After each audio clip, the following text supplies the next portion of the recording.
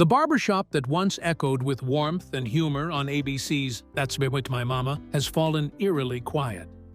This groundbreaking sitcom, which brought joy to millions from 1974 to 1975, featured a talented ensemble cast who breathed life into the Curtis family and their Washington, D.C. community. Tragically, death has claimed 6 beloved actors from this cherished show, silencing voices that once filled living rooms across America with laughter, leaving only memories of their brilliant performances. Teresa Merritt. When viewers tuned into That's With My Mama every week from 1974 to 1990, they weren't just watching a sitcom about a barbershop in Washington, D.C. They were witnessing the power of Teresa Merritt, whose portrayal of Eloise Mama Curtis became the warm, beating heart that held the entire show together. As the wise and loving mother who dispensed advice to everyone around her while trying to find her son Clifton a wife, Merritt brought such authenticity and depth to the role that audiences across America felt like they were visiting their own family's kitchen every week. Born on September 24, 1922, in Emporia, Virginia, Teresa Merritt moved to Philadelphia as an infant after her mother passed away, where her uncle and aunt raised her. Growing up, she dreamed of becoming an opera singer and studied at the Settlement Music School in Philadelphia before attending Temple University and later New York University. As a child, she even appeared on a radio show called Parisian Taylor's Colored Kitty Hour, which catered to Black audiences. But life had different plans for the young woman who would become one of television's most beloved mothers. In the 1950s, Merritt was a member of the Helen Way Singers music group, known for session singing, and they even performed Early in the Morning for Buddy Holly in 1958. She also worked as a backup singer for Harry Belafonte, experiences that prepared her for the musical theater career that would follow. Teresa started her stage career in 1943 when she landed a role in the Carmen Jones musical, which she reprised in 1945 and 1947. She appeared in Broadway productions throughout the 1960s and early 1970s, including Tambourines to Glory, Golden Boy, and Trumpets of the Lord. Her biggest stage success came when she replaced Mabel King as the Wicked Witch Eveline in the Broadway musical The Wiz in 1974. But it was her television role as Mama Curtis that brought her into American living rooms and made her a household name. The show may have only lasted 2 seasons, but Merritt's performance created a character so real and relatable that viewers felt genuine affection for her. Later in her career, she earned a Tony Award nomination in 1985 for her powerful performance as Ma Rainey in August Wilson's Ma Rainey's Black Bottom. Her film career included memorable roles in The Goodbye Girl with Richard Dreyfuss, where she played Mrs. Crosby, and as Aunt Em in the 1978 movie version of The Wiz with Diana Ross. She also appeared in All That Jazz, The Best Little Whorehouse in Texas, and Adam Sandler's Billy Madison, showing her range from drama to comedy. In 1992, Teresa received a devastating diagnosis of skin cancer, beginning a 6-year battle that she faced with the same strength and dignity she brought to her performances. She died on June 12, 1998, at Calvary Hospital in the Bronx, surrounded by her family. She was married to Benjamin Hines from 1945 until her death, and they had 4 children together. Teresa Merritt's legacy lives on through the countless actors she inspired and the audiences who still remember the warmth she brought to every role. Her portrayal of Mama Curtis proved that television could showcase strong, loving African-American families in a way that felt genuine and respectful, paving the way for future generations of performers and storytellers. Theodore Teddy Wilson on That's My Mama. Theodore Teddy Wilson brought Earl Chambers to life as the ambitious postman who always seemed to have a new get-rich-quick scheme up his sleeve, making viewers laugh with his big dreams and endless optimism. Earl wasn't just Clifton's friend who delivered the mail and hung around the barbershop. He was the character who represented the hustling spirit of working-class America, always looking for that next opportunity to make it big. Wilson's natural comedic timing and ability to make Earl both funny and relatable helped establish him as one of the most memorable supporting characters on the show. And his chemistry with the rest of the cast made every scene he appeared in feel authentic and entertaining. Born Theodore Roosevelt Wilson on December 10, 1943 in Harlem, New York City, Wilson initially pursued music at Florida A&M University before discovering his true calling was in drama and switching his focus to acting. After returning to New York, he joined the prestigious Negro Ensemble Company, where he developed his craft alongside other talented African-American performers, and later worked with the Arena Stage Repertory, gaining valuable experience in live theater that would serve him well throughout his career. Wilson made his acting debut in 1970 with the blaxploitation film Cotton Comes to Harlem, which opened doors for him in the entertainment industry and led to roles in other films of the era, including Cleopatra Jones and Black Eye. In 1971, he decided to move to Los Angeles to pursue bigger opportunities in television and film, making his television debut with a 2-episode role as Hawthorne Dooley on The Waltons. His big break came when he was cast as Earl Chambers on That's My Mama, taking over the role from Ed Bernard in the 3rd episode and becoming a series regular for the show's entire run. Wilson's career flourished throughout the 1970s and 1980s as he became a familiar face on television, most notably playing Sweet Daddy Williams, the street hustler on Good Times, a character that became just as beloved as Earl Chambers. He appeared in numerous other popular shows, including Sanford and Son, The Jeffersons, What's Happening, Mass H, The Golden Girls, Family Matters, and Quantum Leap, often playing different characters that showcased his versatility as an actor. His film work included appearances in The Hunter, Blake Edwards' A Fine Mess, That's Life, and Mel Brooks' Life Stinks, with his final performance being in Blood In, Blood Out, which was released in 1993, 2 years after his death. In January 1989, Wilson married actress Joan Pringle, his co-star from the 2nd season of That's My Mama, and they had twin children together, Robert and Nicole, who were born in 1980. Wilson also had an older son, Theodore Jr., from a previous relationship. Tragically, Wilson had undergone open-heart surgery several years before his death, indicating he had been dealing with serious health issues for some time. On July 21, 1991, Wilson died unexpectedly from complications related to a stroke at Cedars-Sinai Medical Center in Los Angeles. He was only 47 years old, cutting short a career that had brought joy to millions of television viewers across multiple decades. Wilson was cremated, and his ashes were given to his family, with Joan Pringle serving as the executrix of his estate. Theodore Wilson's legacy lives on through the countless episodes of classic television that still air today, where new generations continue to discover his talent for bringing warmth and humor to every character he played, proving that true comedic ability transcends time and continues to make people smile long after an actor is gone. Chester Hairston.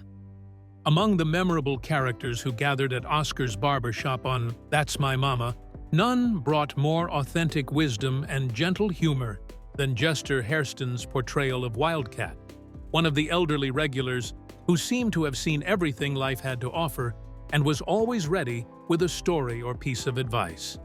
While Wildcat appeared in 25 episodes during the show's 2-season run, Hairston brought to the role a lifetime of real experiences that made every moment on screen feel genuine and heartfelt, creating a character who represented the kind of neighborhood elder that every community treasures for his knowledge and kindness. Born Chester Joseph Hairston on July 9, 1901, in Bellows Creek, North Carolina, near the plantation where his grandparents had been enslaved, he moved with his family to Homestead, Pennsylvania, just outside Pittsburgh, when he was very young after his father was killed in a work-related accident. Raised primarily by his grandmother while his mother worked, young Chester would listen for hours as she and her friends talked and sang about plantation life, sharing stories and spirituals that had been passed down through generations of enslaved people. experiences that would shape the entire direction of his life and career. After graduating from high school in 1921, Hairston initially studied landscape architecture at Massachusetts Agricultural College, but when he met Anna Laura Kidder, a church accompanist who recognized his musical talent, she offered to pay for his education at Tufts University, where he graduated cum laude in 1929 before studying music at the prestigious Juilliard School. He joined the Hall Johnson Choir in Harlem, where he had to shed his educated Boston accent and relearn the rural dialect of his grandparents because, as Johnson told him, "We're singing ain't and can't, and you're singing shan't and can't, and they don't mix in a spiritual." Hairstone's career took off when the Hall Johnson Choir was hired to perform in the Broadway show The Green Pastures, and later the 1936 film version, which brought him to Hollywood, where he met Russian composer Dmitri Tiomkin, beginning a 30-year collaboration in which Hairston arranged and collected music for films. His most famous composition was Amen, which he arranged for the 1963 film Lilies of the Field, starring Sidney Poitier, and he also wrote the beloved Christmas song Mary's Boy Child in 1956. Throughout his career, he composed and arranged over 300 spirituals, becoming one of the leading experts on African-American choral music and serving as a cultural ambassador who traveled the world teaching others about this important musical heritage.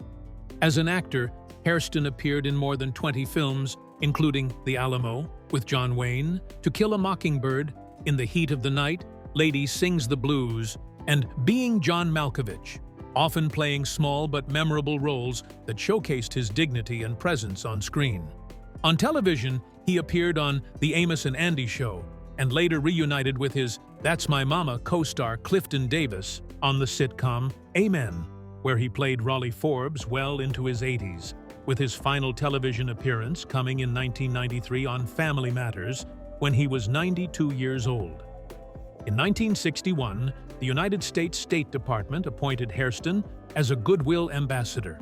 and he spent his later years traveling the world with choral groups he assembled, including taking a multiracial group called the Jester Hairston Chorale to sing in China in 1985, when foreign visitors were still rare in that country.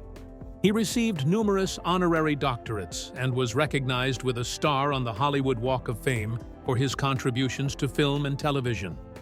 On January 18, 2000, just 5 months before what would have been his 99th birthday, Jester Hairston died peacefully of natural causes in Los Angeles, having lived long enough to see the new millennium and witness how the music and stories his grandmother shared with him as a child had touched people all around the world. His legacy continues through the countless spirituals he preserved and the generations of musicians he inspired to keep this vital part of American musical heritage alive. DeForest Covan. In the comfortable familiarity of Oscar's barbershop on That's My Mama, DeForest Covan brought warmth and quiet dignity to the role of Josh, one of the two elderly regulars who made the shop feel like a true community gathering place where generations could share stories and wisdom.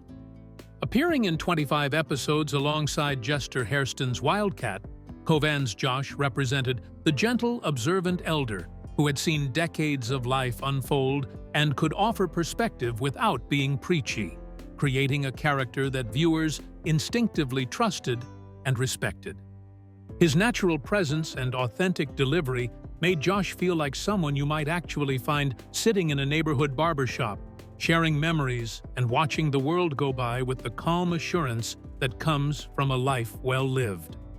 Born DeForest Wilson Covan on September 9, 1917, in Chicago, Illinois, he came from a family deeply rooted in the entertainment world as the nephew of Willie Covan, one of the most famous tap dancers and choreographers in vaudeville history, who would later become Metro-Goldwyn-Mayer's staff tap dance instructor and teach stars like Eleanor Powell, Mickey Rooney, and Shirley Temple.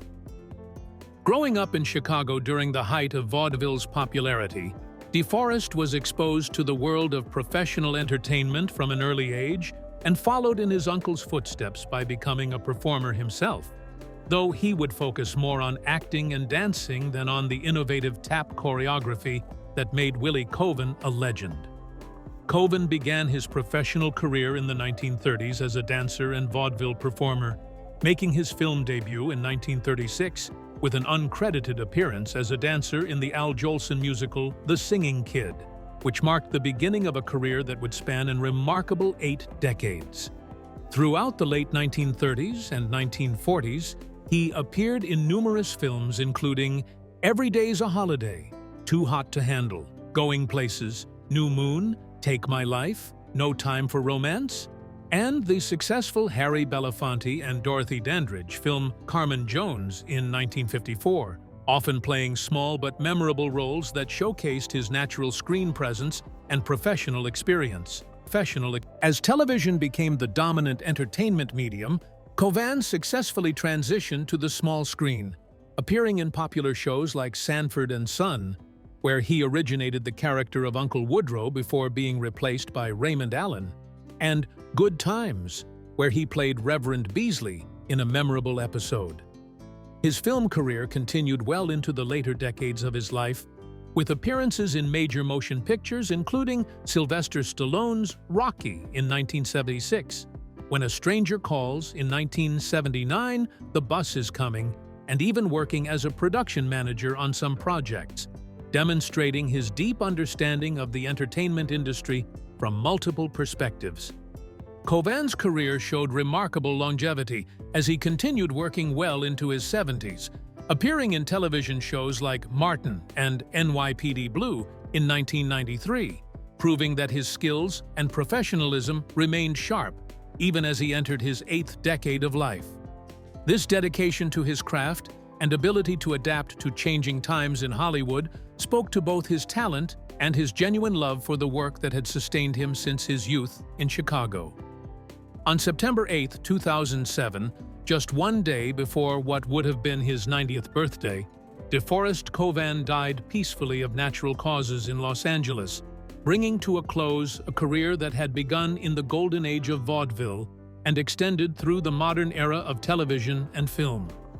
He was laid to rest at Hollywood Forever Cemetery, a fitting final resting place for someone who had dedicated nearly his entire life to entertaining audiences and bringing characters to life on stage and screen. DeForest Coven's legacy lives on through the countless performances he gave over 8 decades, proving that longevity in entertainment comes not just from talent, but from professionalism, adaptability, and a genuine respect for the craft that allows an actor to find meaningful work throughout an entire lifetime. Lyle Wilson. As Leonard Taylor, the conservative accountant married to Tracy Curtis on That's My Mama, Lyle Wilson created a character that perfectly balanced the show's dynamic by representing the straight-laced, by-the-books voice of reason, who often clashed with the more laid-back attitudes of the barbershop regulars. Appearing in 32 episodes during the show's 2-season run, Wilson's Leonard was the kind of responsible, hard-working family man who took his duties seriously and wanted everything done the proper way, creating natural comedy through his interactions with characters who approached life more casually. His portrayal brought authenticity to the role of the uptight brother-in-law who genuinely cared about his family, but sometimes struggled to understand their more relaxed approach to life, making Leonard both funny and sympathetic at the same time. Born Lyle Astor Wilson Jr. on September 2, 1943 in Brooklyn, New York, to parents Lyle Wilson Sr. and Cecile Ross Wilson, he discovered his passion for acting early in life and pursued formal training at some of the most prestigious institutions in the country. Wilson won the Helen Mencken Scholarship to study at the American Theater Wing and went on to graduate from the American Academy of Dramatic Arts, where he developed the solid foundation in classical acting techniques that would serve him throughout his career. His dedication to his craft and natural talent earned him recognition as a serious actor who could handle both dramatic and comedic material with equal skill.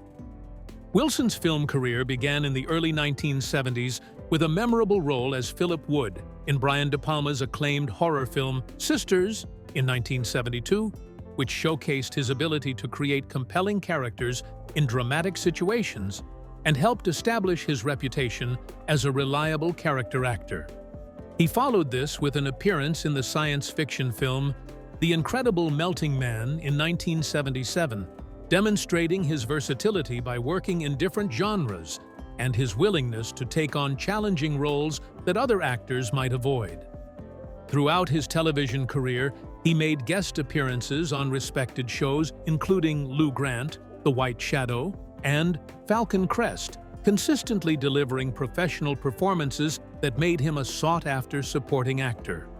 After ending his regular acting career in 1992, Wilson transitioned into education and became the director of the American Academy of Dramatic Arts West in Pasadena, California, where he used his years of professional experience to guide the next generation of actors and help them develop their own careers. His commitment to teaching extended beyond traditional acting, as he also taught vocal techniques to aspiring broadcasters at the Academy of Radio and Television Broadcasting in Huntington Beach, California, sharing his knowledge of voice work and performance skills with students entering the broadcasting industry. Wilson was married to Barbara Collins and lived a relatively private life away from the spotlight, focusing on his educational work and maintaining the kind of stable, responsible lifestyle that would have made his character, Leonard Taylor, proud. His dedication to teaching and mentoring young performers showed the same sense of duty and commitment to excellence that he had brought to his own acting career throughout the decades. On March 14, 2010, Lyle Wilson died in Rancho Mirage, California, after a battle with a brain tumor at the age of 66. His death marked the loss of not only a talented actor who had entertained audiences for decades, but also an educator who had spent his later years helping to train the actors who would carry on the tradition of professional excellence that he had exemplified throughout his own career. Lyle Wilson's legacy lives on through both his memorable performances on screen and the countless students he taught and influenced during his years as an educator, proving that true success in the entertainment industry can be measured not only by the roles you play, but by the knowledge and inspiration you pass on to others. Ernestine Wade. Though Ernestine Wade appeared in only 2 episodes of That's My Mama as Laura, playing a character in Clifton's Sugar Mama and The Birthday Party, her presence brought a special significance to the show that connected it to the broader history of African American entertainment on radio and television. Wade's appearance alongside fellow Amos and Andy alumni like Jester Hairston created a bridge between different eras of Black performers in mainstream media, representing the continuity of talent that had persevered through decades of limited opportunities in Hollywood. Her role as Laura, while small, was performed with the same professionalism and dignity that had made her a household name during the golden age of radio, showing audiences that respected veteran performers were still valued and welcome in the new generation of television programming. Born Ernestine Wade on August 7, 1990, she grew up during a time when opportunities for African American performers were extremely limited, but she possessed a natural talent and determination that would eventually make her one of the most recognizable voices in American radio history. Wade moved to Los Angeles in the 1940s, where she initially worked as a secretary while auditioning for music opportunities, eventually landing voiceover work in Disney's 1946 animated film Song of the South, which marked her entry into the professional entertainment world and demonstrated her vocal abilities that would soon make her famous across the country. Wade's career-defining role came when she joined the Amos and Andy radio show in 1939, initially playing a character named Valada Green, a woman who believed she had married Andy, before taking on the role that would make her famous as Sapphire Stevens, the demanding and sharp-tongued wife of George Kingfish Stevens. Her portrayal of Sapphire became one of the most memorable characters in radio history, and when the show transitioned to television from 1951 to 1953, Wade continued in the role, becoming part of the first television series to feature an all-black cast and one of only 2 actors from the radio version to successfully make the transition to the small screen. Throughout her film and television career, Wade appeared in numerous productions including Three Violent People in 1956, The Girl He Left Behind in 1956, Full of Life in 1956, Bernadine in 1957, and The Guns of Fort Petticoat in 1957, consistently finding work as a character actress who brought authenticity and skill to every role she played. Her television appearances included guest spots on popular shows like The Adventures of Jim Bowie, Family Affair, Playhouse 90, and Somebody Upstairs, proving her versatility and ability to adapt to changing styles and formats in the entertainment industry as it evolved through the decades.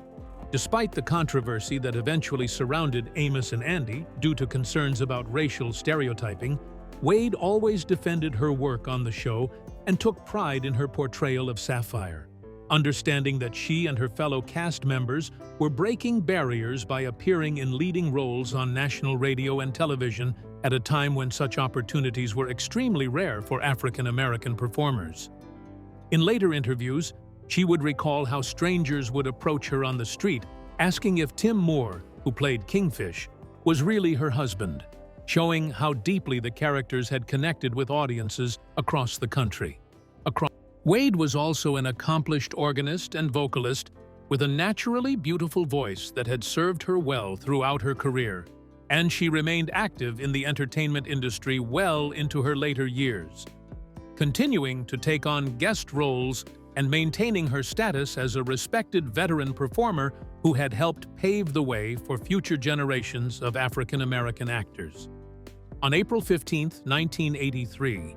Ernestine Wade died peacefully of natural causes at the age of 76, having lived to see the entertainment industry slowly become more inclusive and diverse, though she never forgot the challenges she and her contemporaries had faced during the earlier decades of their careers. Ernestine Wade's legacy lives on as a trailblazer who helped break down barriers in American entertainment, proving that talent and professionalism could overcome the obstacles of prejudice and limited opportunities, and inspiring countless performers who followed in her footsteps to pursue their dreams despite the challenges they might face.